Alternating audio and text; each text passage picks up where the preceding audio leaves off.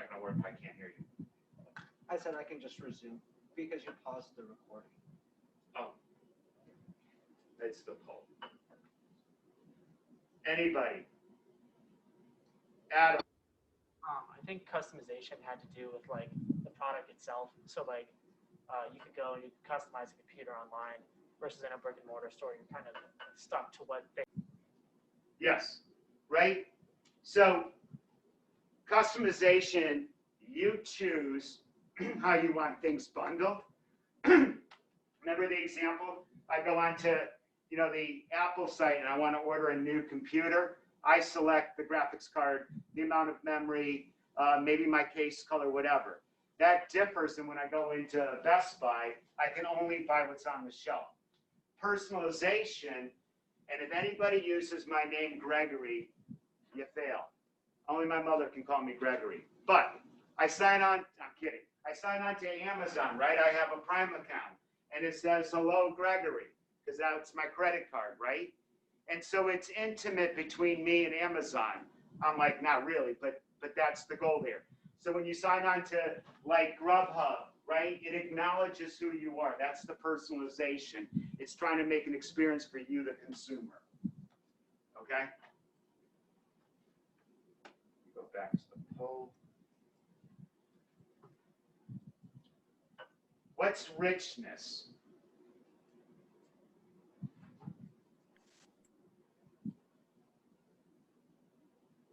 How if I told you it's like going to a candy store, right? I give you 25 bucks and you can pick up any amount of candy you want, right? A kid in a candy store goes, wow. Well, richness kind of applies to the same thing, right? Because I can do graphics, I can have video. It's the experience, okay? Changing the price of products based on the level of demand is dynamic, right? So what's the difference between dynamic and, oh, what's the other term I want?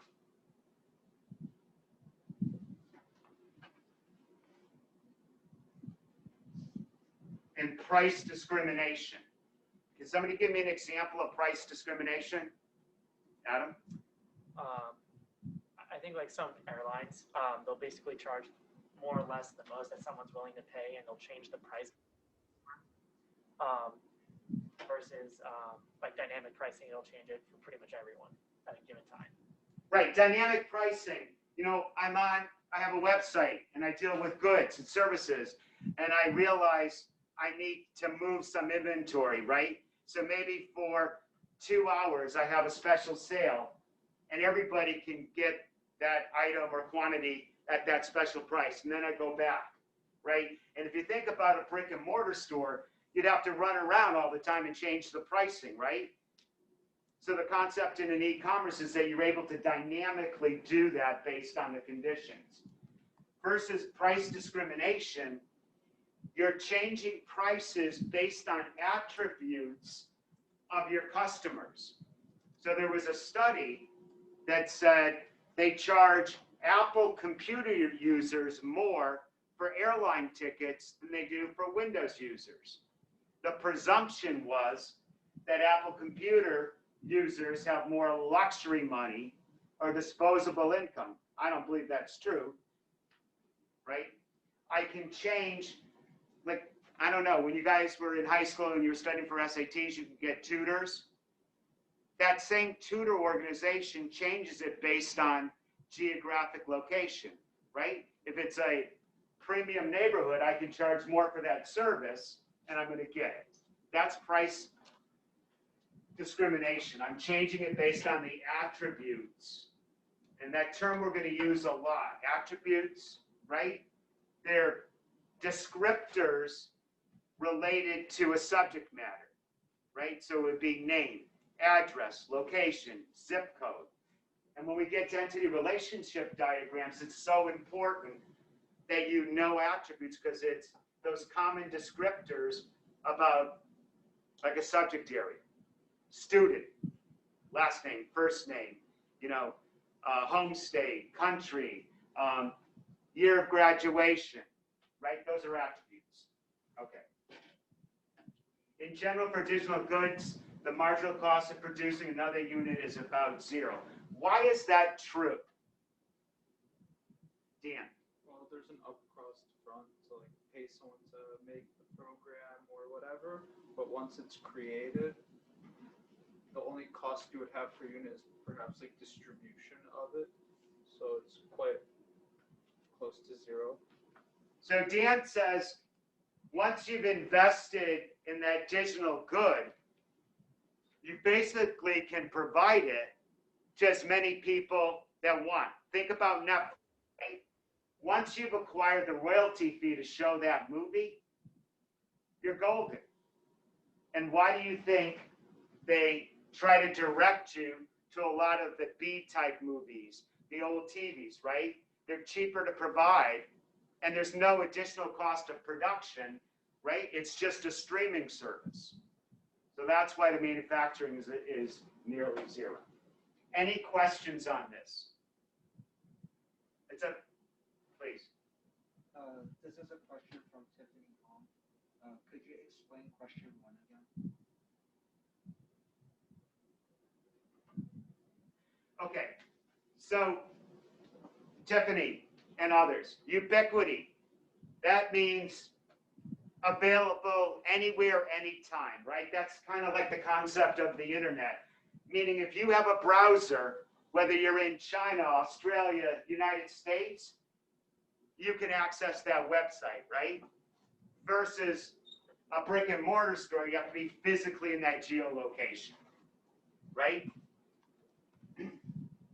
Interactivity is, in fact, an individual reacts to your website or e-commerce and gets some feedback. That's different than personalization or customization. The website or the e-commerce is the one who's taking the action versus interactivity, the user is taking the action. Richness, again, is the eye candy, right? I can put music, videos, colors, fonts. I can make it enticing to bring people in. And that's a new concept with e-commerce that you really couldn't do necessarily with brick and mortar, right? Did that help?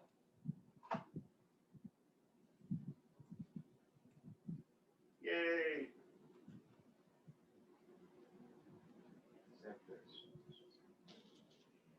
All right, so before we get into the lecture, let's do a little bit of mechanics. So a couple of students had emailed me over the weekend, oh, Professor, how do you grade, right? So let's walk through how I grade homework and assignments. In general, if it's like Salesforce homework, you either get the badges or you don't. You get them, you get full credit. You don't get any credit, right? It's binary because there's no partial credit. With Microsoft Access homework, ERD and database design, realistically, they're either right or they're wrong, right? If I ask a question to the database, a query, and I get a wrong result, I can't really give you partial credit because the answer is wrong. But what I end up doing is looking at the class as a whole and seeing what the trends are. And so I do give some partial credit. But if you think about it, right? If you ask, how many BU students are remote versus in person, and your query was structured wrong, and your number is wrong, that could have major impact, right? So those are kind of tough, but I do look at it in parts. Written assignments, I never want to see an assignment again that's not spell checked. I saw a couple for the Deutsche Bank. You guys are college students, right? I mean, we could talk about structure and all of that, and I'm not a writing instructor, but you got to spell check it, right? And if it's direct questions from the book, then it's going to be direct response, right? But I'm asking you to put on your thinking cap a little bit, right? I would say the bulk of what was submitted for Deutsche Bank was pretty good, quite honestly. And so I get everybody a buy the first time. You guys have a take-home quiz this week. It's available on Thursday. It was originally due on Friday at 8 p.m. Eastern Standard Time. I made it Saturday, Eastern Standard Time. Okay? And I shared with you the rubric on how I grade it. And when you read the case, it's pretty clear that you have to apply some of those higher level, like you need to cite your sources. I'm looking for opinion, but opinion has to be based on some data, okay? I think that's it. Yeah, so quiz on Wednesday. It's due on Saturday. I dropped the lowest quiz. If you decide not to do it, that's okay too, because that could be your lowest quiz, right? Because in life, you know, sometimes you have to make your own choices, and I get that. Most of you are taking me because you had friends or other students that have taken me in the past. So they'll tell you I'm a pretty fair grader, and I err on the side of the student. So I do read through everything, even with a rubric. And if I think there's a common issue, then I own some of that. And so I adjust the grades accordingly. With rare exception on homework, there's no reason why you shouldn't be 90 to 100 on every single piece, right? What I'm trying to do is bring you into the exam with the highest grades possible, because I know exams can be stressful, right? You may know the subject, but you kind of get stressed. Any questions on grading, homework, or the quiz? Oh, one more thing on the quiz. I did get a question. So everything is based on Eastern Standard Time, but you, in your profile, can change to local time. So if it's due 5 p.m. in Boston, it's due 5 a.m. It will say 5 a.m. if you change it to local time in China. It's still the same amount of time, right? So there was a little bit of confusion on that. And I'm thinking I am going to do more take-home quizzes rather than in-class quizzes. One, I want you to collaborate. There's nothing wrong with working with other people. Just don't turn in somebody else's work, okay? That's how we learn, right? We collaborate. And that's the one thing I also found on the Deutsche Bank. I put it through, turn it in. You all had original work. And that made me feel really good, right? So it wasn't exact quotes from the book. Nobody used the same language. I'm not sure if you work together or not, but if you have a problem, work with each other. And that's, you know, will improve your grades. Okay. Can you please tell us what format the quiz will be? It is a 2-page paper. It'll be double spaced, no more than 2 pages. I'm giving you a problem, and you're going to apply the concepts of e-commerce to that problem. And what I'm trying to do with the poll is get us to a common language, but I want my section not to regurgitate, right, definitions. I want you to be able to apply. So this is an applied example. You do things like this, man, you're going to ace the exam because I'm not about definitions anymore. The exam is applied, but you can't get there until you understand the terms, right? Did that answer that question? Someone has another question. Who? So Ryan asked if they submit something in like a minute late, like will there be a penalty or whatnot? Okay. If you turn something in late, do you get a penalty? I know what the syllabus says because I'm the coordinator of the course, and I indicate you get points off, right? Email me. Everybody has crap that happens in life, right? So I give you a buy it once. I don't really care. If you have a common lateness every single time, of course you're going to lose points, right? But email me. That's what I'm here for. I don't ask you to make up a story. Just say, Professor, I'm going to be late. Here's when I can turn it in, and we are done with it. You do it more than once, then yeah, you're going to get some points off. But everybody has other issues that happen that you have to focus in on. Not a problem. The only things I don't accept late are extra credit and the quiz, right? Because that wouldn't be fair to each other. But homework, you know, we can negotiate if need be. If you're getting behind because of technology or something else, again, reach out to me before it becomes a problem. I want you to succeed in this class. It is so rare for any student in my section to get lower than a B. You either have to cheat, call me Gregory, or suggest that tests and quizzes change? No. So you guys should be fine. Any other questions? Okay.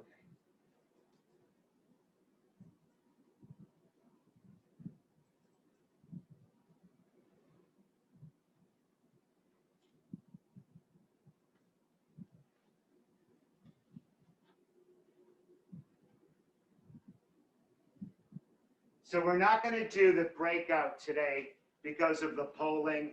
You know, I want to keep us to 6:05 so that, you know, people have time to get back to their location. But what I've done in my slide deck is I've given you what I give to the rest of the faculty that are teaching. You have the teaching deck. So if we had a breakout, there is an answer key afterwards. And so you should look at that on the YouTube. We can quickly, oh, you know what? I hit it.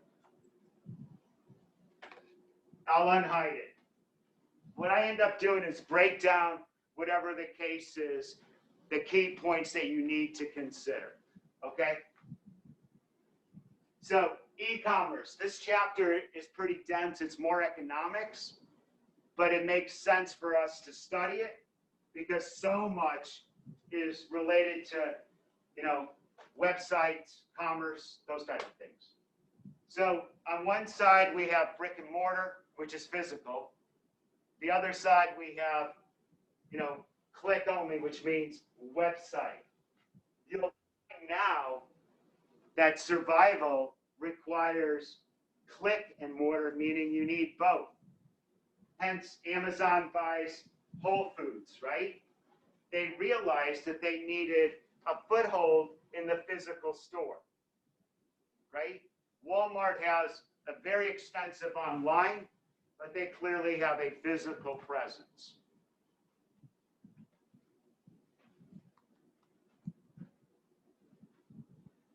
All right. Probably the only, get rid of this.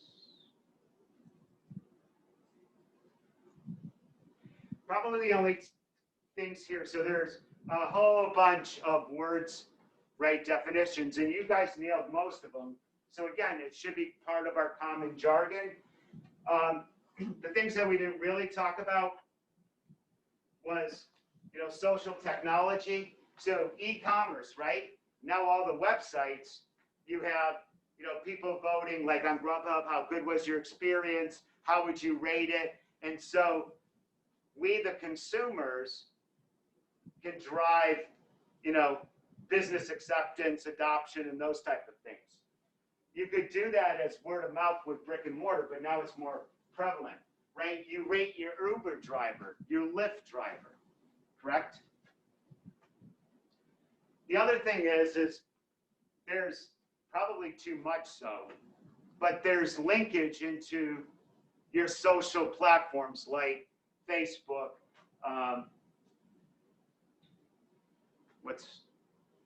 Instagram, Snapchat, right? And clearly we talked about that either for voting or for advertising.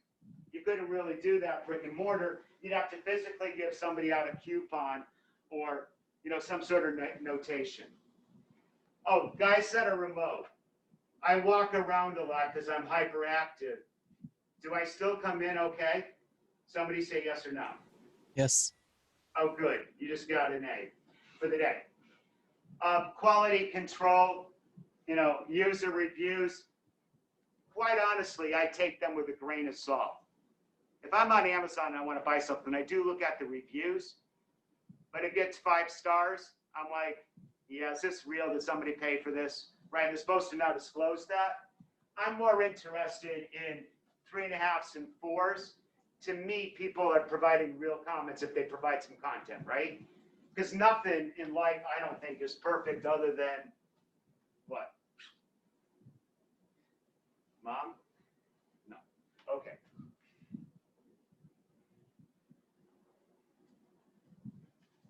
We kind of hit a little bit of this lower market entry costs, right? Once you've invested in that website or streaming or digital good especially, then to replicate that is fairly easy, right?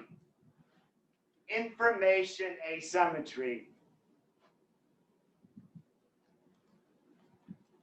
I'm sorry the expression that just came to my mind, but WTF, what does that mean? What's information asymmetry? Excuse me? Mary raised her hand. Mary, sing to me. It's when one party that's dealing with another party have more information than the other, and then they're not going to disclose it, so they have a more of advantage. Absolutely. I don't know how many here are from Massachusetts, but there's a ballot question on this year's election ballot, right?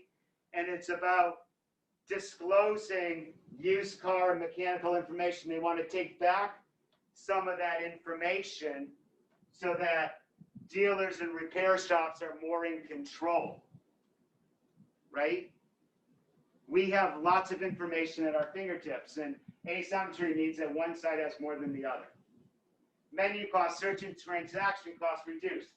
How is that a concept in digital goods?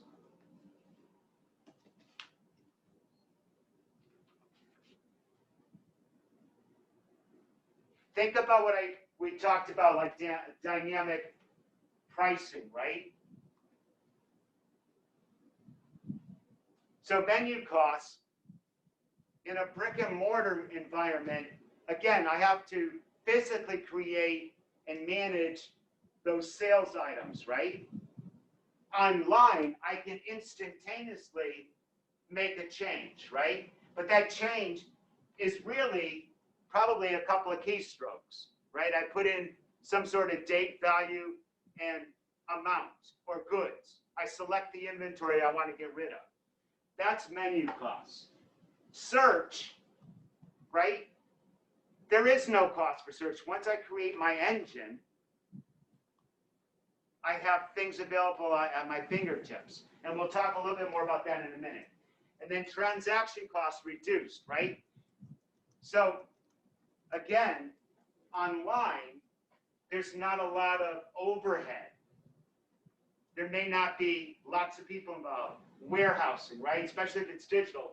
But even if it's Amazon, right? I might be getting rid of the middle person, right? I might be streamlining my logistics. Anybody know the term, get rid of middleman?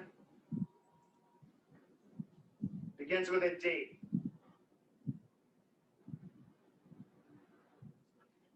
Catherine. Disintermediation. Oh God, yes. And the reason why I do it as a question is I stutter on it all the time. So thank you. Right? Disintermediation, get rid of the middleman. Right? You're shortening the distance between the buyer and the seller, the consumer and the provider. Okay. We talked about dynamic. Oh, 3 participants raise their hand. Just chirp if you have a question.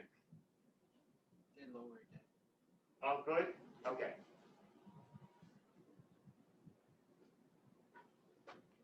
Behavioral targeting pisses me off. What is it? Is that how when you enter something into like Google, you now have ads for it?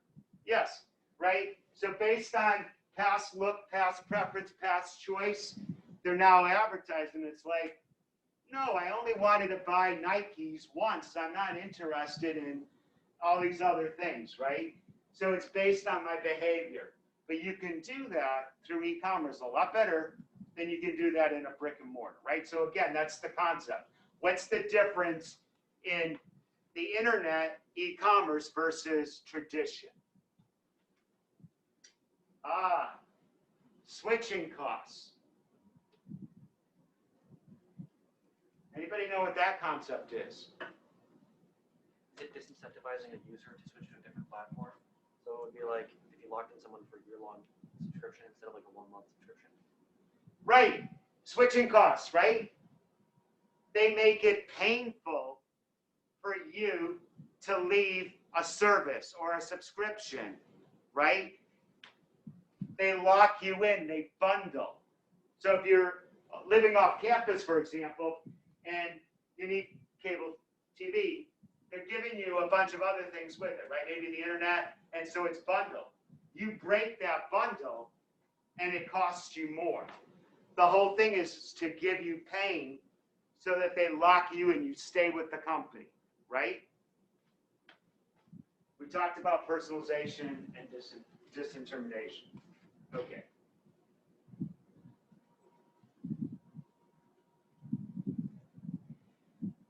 So again, to me, this is pretty obvious, right? You get rid of the middleman. I mean, ultimately, the consumer should win, right? The price should go down. If I can shorten the number in my supply chain, then that number should go down. Very easy concept.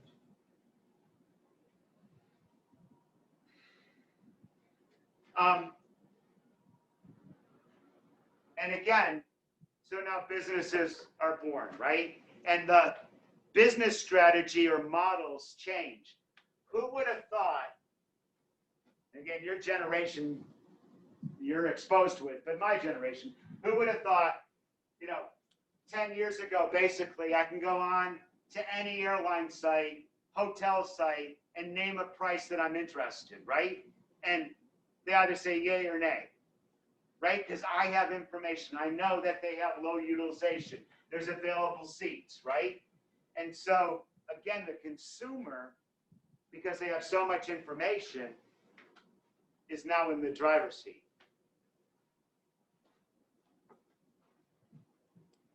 They want to take some of that away with the question 1. Not pro or con, just let you know. Okay. Again, the book, very dense. There's quite a few revenue models, right? You know what I do? I remember and learn a couple that are key. Why? Should you have a question, you'll be able to determine if it's that or not, right? But free freemium is a very important concept because you get that all the time. I'm on LinkedIn. I do LinkedIn Premium, right? You all are probably LinkedIn free. If you want more, they charge you. So I can do unlimited like invites and emails and lookups. You have a fairly limit, right? So that's the free freemium. I'm enticing you. You want more, you have to pay, right? You get the Adobe Reader for free. If you're a general consumer, I think students, you might have probably the full Adobe suite while you're here. Why do they do that? 1, they wanted to be the dominant standard, right? 2, they kind of like loop you in so that you continue to use the product and you're going to then ask for editing rights, creation rights, those type of things. I have a question. Sure. So, like, say, like, would you consider a freemium plan, like, sort of like, I forgot the term that you used, but like to make them into, like, to trap them in, like, to lock them in? Because people would, like, Yes. subscribe and then they would forget to unsubscribe and they're just using this, like, they just keep subscribing and then they. So, very good question. So in and of itself, the free freemium is neither positive or negative. It's a strategy to get the most people to use it, and then those who want extra pay for it. But what you raise is exactly what happens. I'm now taking one or more strategies and I'm going to combine it to make it painful. So yes, I sign up for a subscription, I'm paying a premium, there's an annual renewal date, I forget I'm locked in, I can't do it until next year where I have to pay a penalty. Right. So now I can combine different things. Transaction fees, you know, that's pretty easy, right? So I'm not giving anything. I'm a middle person. I'm just bringing two people together. And if you decide to book the room, book the hotel, airline, book the car rental, I'm going to charge you a fee for using my website because I brought the two parties together. Anybody know what a portal is?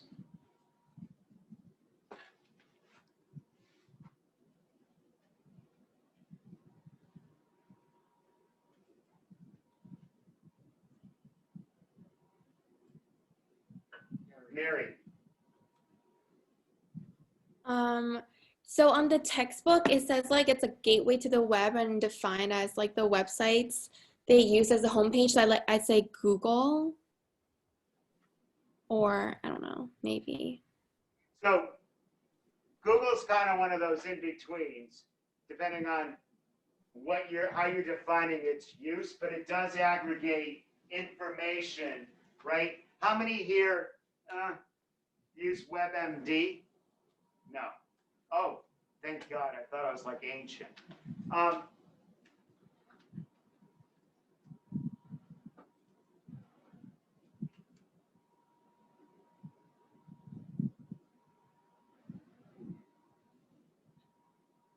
Why do I say Questrom Tools is a portal?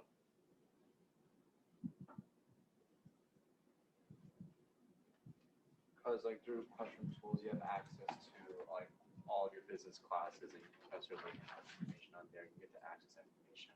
Right. Once you sign in, it's providing you a gateway to your classes. If it was truly a quality portal, you'd only have to sign in once rather than like if you go over to Student Link, it doesn't pass on always your information. But for team rooms, you have access. It has the advertisements. You have to be a Questrom student in order to see that. Non-Questrom, they have no access, right? So a portal brings together information, right? Makes it easier for you to get at things. WebMD is really good. It's free to use. You can have questions.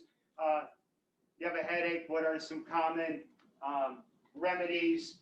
You want to know if it's a sprain. You're on a diet, you know, what's the best keto? Whatever. Okay.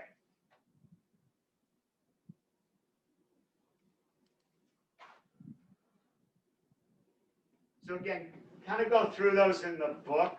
The definitions are really good and they give you tons of examples.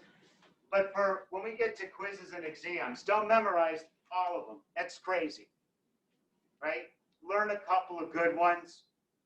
And more than likely, my type of question would be, here's a case, apply one or more of those concepts to this case, right?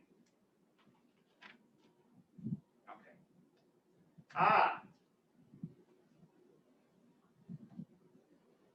Anybody know what the long tail is?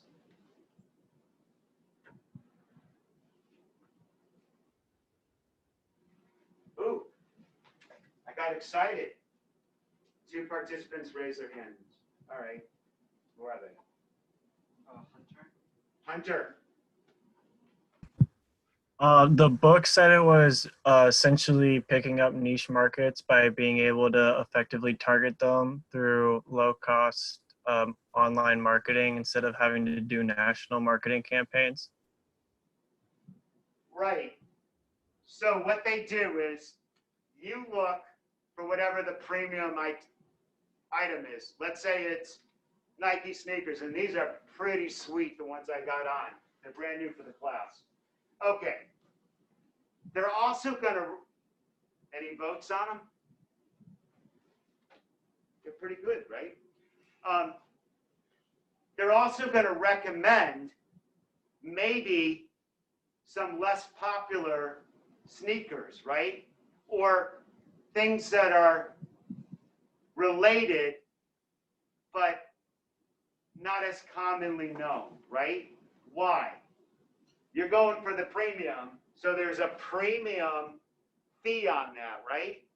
But if I can get you also to buy this niche item that has maybe lots of inventory, right, but low demand, I'm going to make greater profit. When you're on Netflix, you put in, you know, they never have like just released. But let's say you put in a current movie title that's popular. They also recommend, right, some other movies. Some of that garbage is old. That's the niche. If I can get you to use that and continue to subscribe, I'm paying less royalty fee, right? When you go to Amazon, they do that a lot. And they kind of make it seem like other people like you have also purchased, right? So maybe you went out there for, you know, I don't know, a dorm refrigerator. And now they're also trying to get you to buy nonstick pans. And you never heard of that brand. Why? They have a ton in inventory. So it's usually you have, you know, lots of inventory or low people awareness. They do that to you on Spotify and what's the other one you guys use? Apple and, but there's another one, Spotify and Pandora, right? They recommend like emerging artists, new artists. Why? They pay a less royalty fee. So long tail, I don't know if remote can see me, and I will put it in the slide.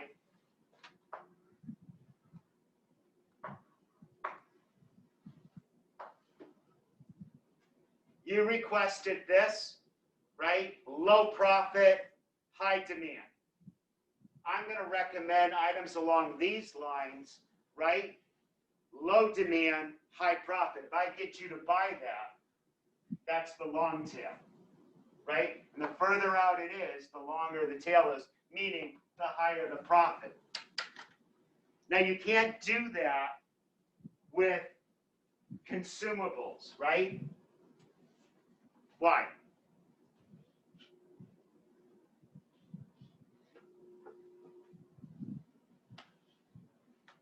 I mean,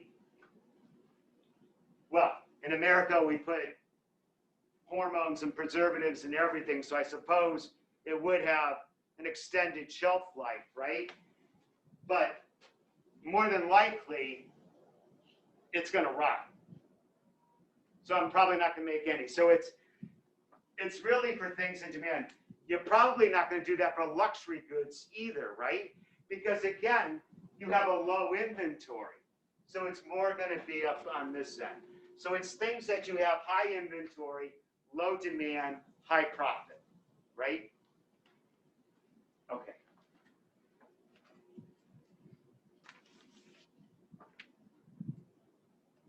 Niche marketing, all that means is, right, it's kind of obscure. Nobody's really heard of it. Niche, right? Specialty.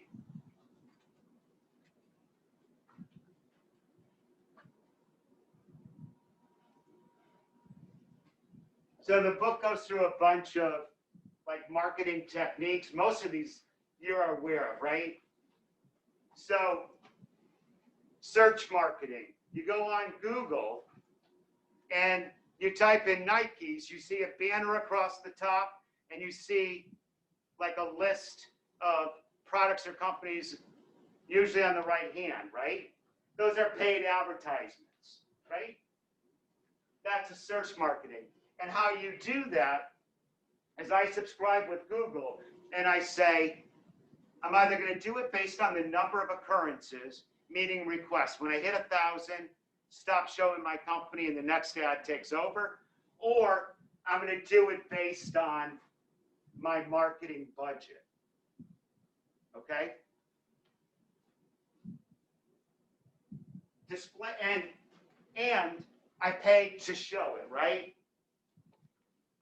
Kind of is the same as display ads. Anybody know the marketing term? So one is to display, and if I hit enter, I pay an additional fee. Anybody know what that is? Click through. Absolutely, click through. So, one is awareness,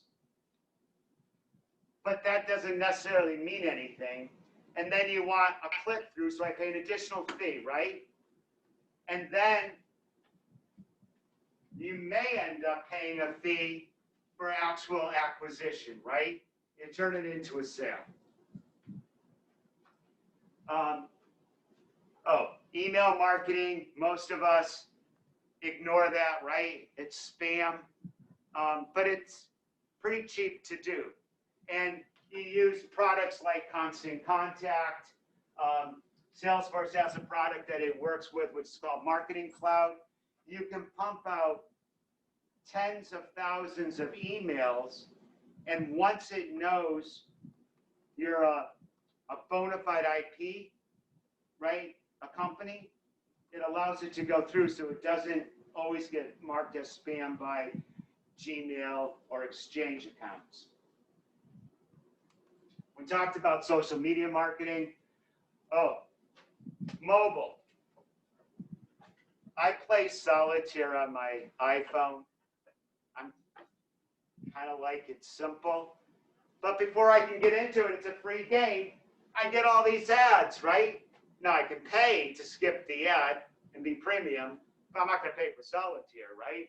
So mobile marketing has become really hot. And they're combining that mobile marketing, meaning using your smartphone, with geolocation. How do they combine the two of those together? They would do a selling who lives in that area, and they would figure out if they're more likely to buy a certain thing, so they would sell information to a company that would advertise that product. Right, so they know the zip code you're in, and they may advertise directly based on that zip code. Or if you allow certain apps to know your location as you're walking through Kenmore Square, right? You may in fact get advertisements or deals from Qdoba. Pizzeria Una went out of business, right? But businesses in that area, because they know your geolocation, right? Okay.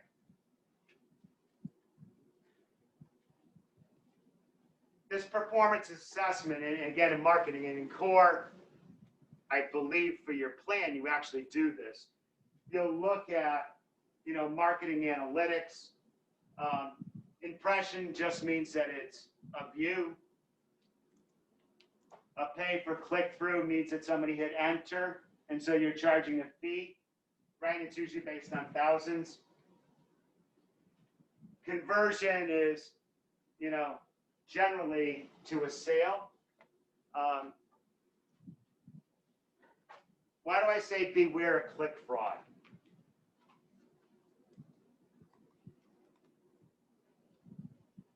If a business is getting paid for a certain amount of clicks on an advertisement or on their ad on their website, and they rig it so that it looks like there are more clicks than there actually were, then they might be able to Yes. get some money out of you. So Matthew said, I'm a company and I'm being charged, right, for so many either impressions or click-throughs, right, based on thousands.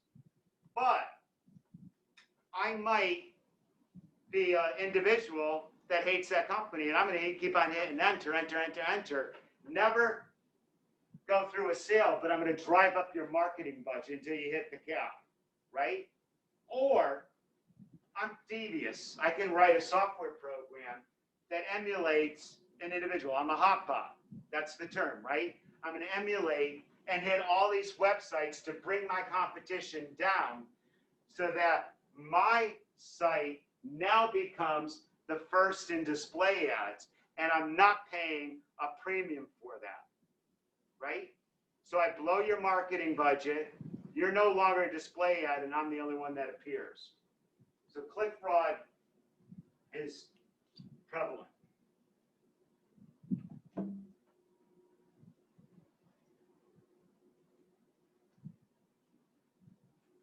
Oh, okay.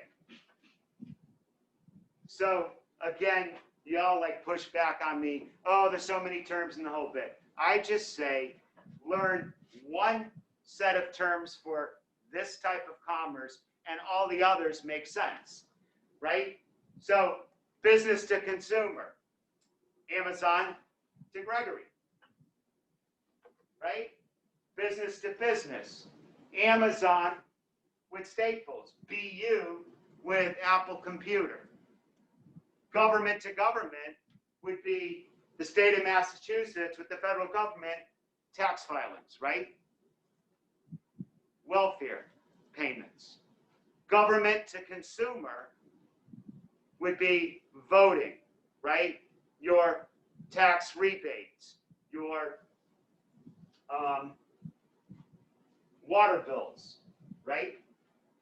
Consumer to consumer, right? To individuals, you're auctioning or selling your goods or services, usually through a platform like Pinterest or eBay, right?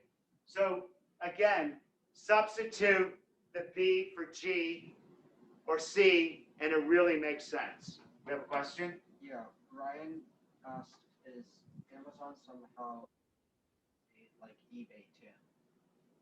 Yes. So Amazon is bigger than government. It has lots of different models, right? And now you can do auction between two individuals. So it's providing an e-tailer space. Okay.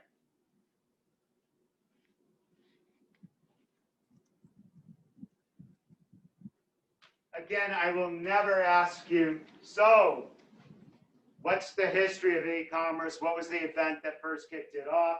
How many transactions were done in 2019? It just gives you a point of reference, right? It's growing, it's huge. And with the pandemic, it's even grown more, right? Because in many cases, brick and mortar stores have to close.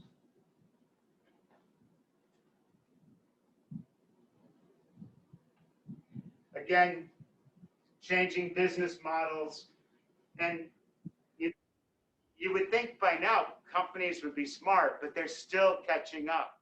A lot of companies just have click only, or some companies, He accidentally left. He joined before. or some companies, right? They just have brick only. I think for survival, you got to have a combination of both.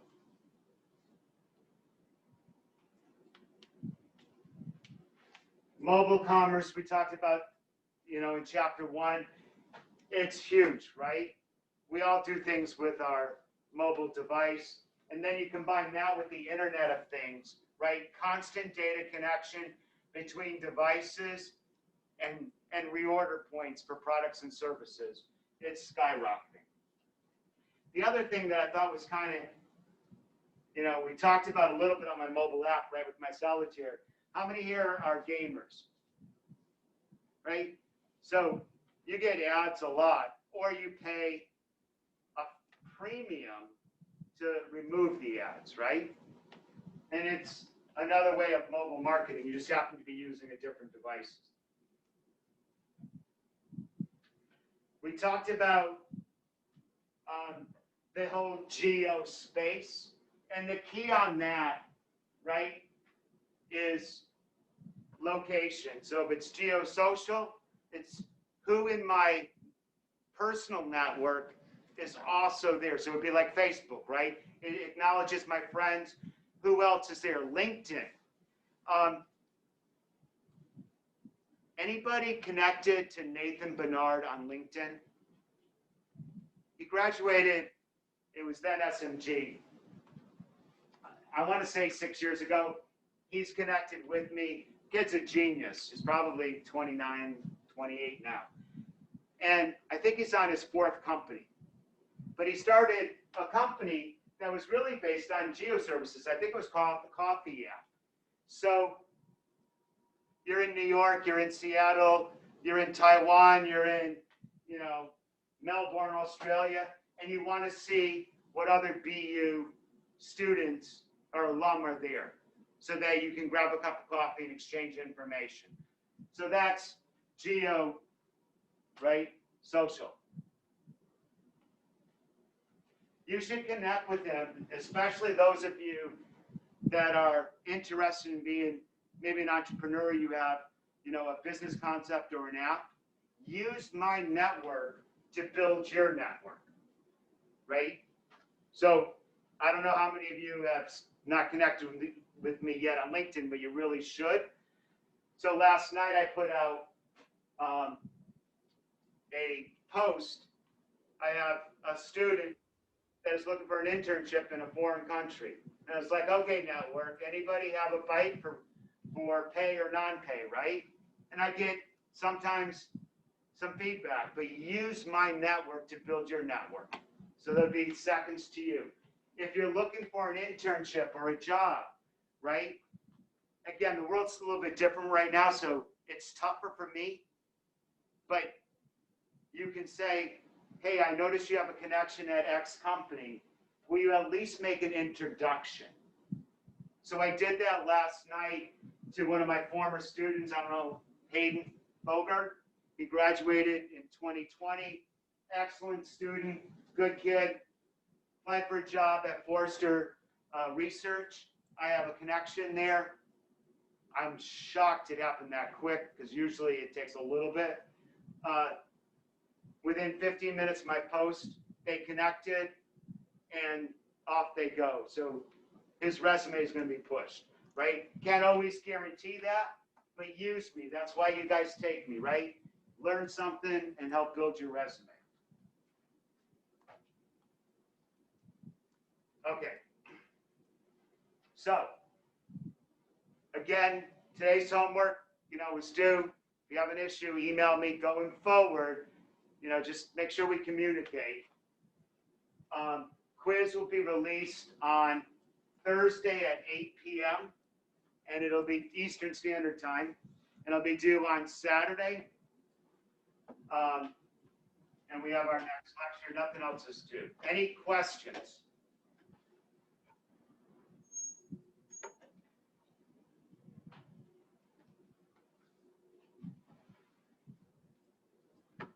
Anybody have a good joke? Clean. PG-13.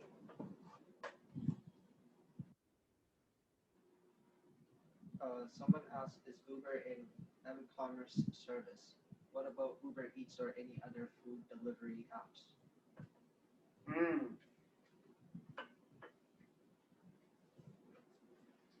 So the question was, is Uber an m-commerce? And what about Uber Eats? So Uber is kind of unusual, and I think you have a reading that you have to do for homework, but Uber has created a platform, right? And it's brought two sides together, and their revenue model is a transaction fee, right? They're charging you, if it's Eats, a portion of the delivery fee, and that's their income.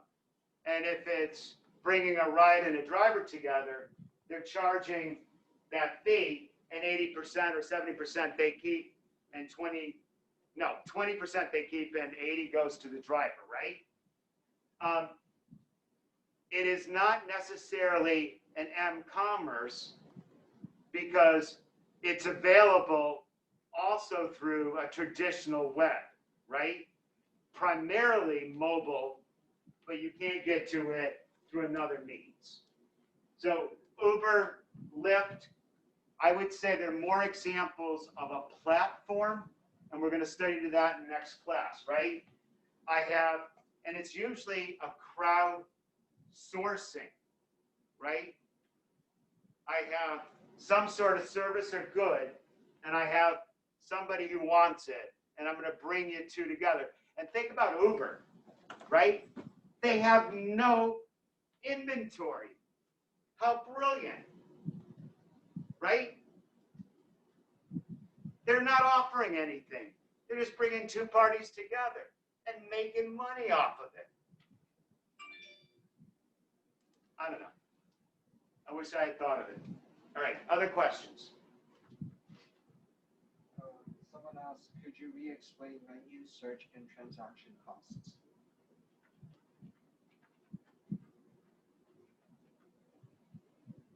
Okay, so the question was, can we go over menu cost, search, and transaction costs? And the point is, it's different in e-commerce than it is in brick and mortar, okay? That's what you have to keep in mind. So menu costs, I can change my website and add new products, new goods, new services, right? So for Amazon, they offer all these goods, but let's say they now want to offer pets, right? It doesn't cost them much to change their website to offer that service because it's part of their infrastructure. So their menu costs are fairly cheap, right? It really takes probably a programmer or a web person 20 minutes to make the change. If you're in a brick and mortar, every time you add something new, right, you have to physically change your inventory system. You have to change your stocking, your shelves, your pricing, your advertisements, right? There's much more cost. The same with search. If I embedded in my website, you know, a Google search, or, you know, where you see the, what's it, the, what do you call that? Magnifying glass, right? You can type something in. That means you've already got the engine, right? And every time you add a new product, the engine understands it. You're not paying any more. If I'm in a brick and mortar, again, it's the same concept, right? I have to make room in my building, my facility, and I have to somehow make you aware of that, right? So there's an additional cost. Transaction cost reduces the same concept.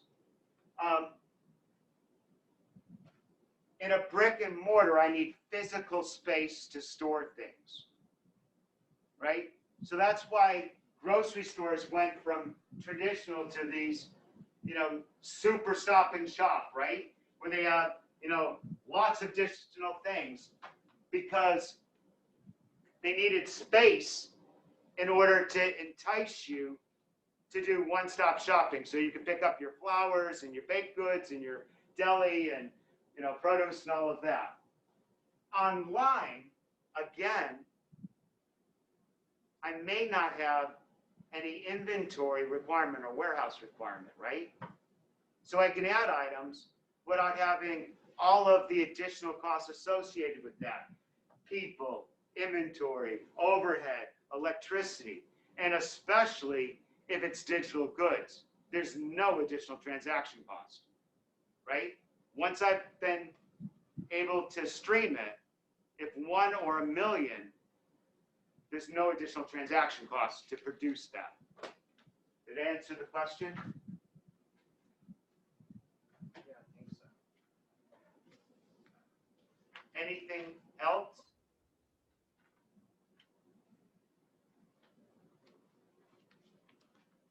Okay, so see you on Thursday. Thank you very much.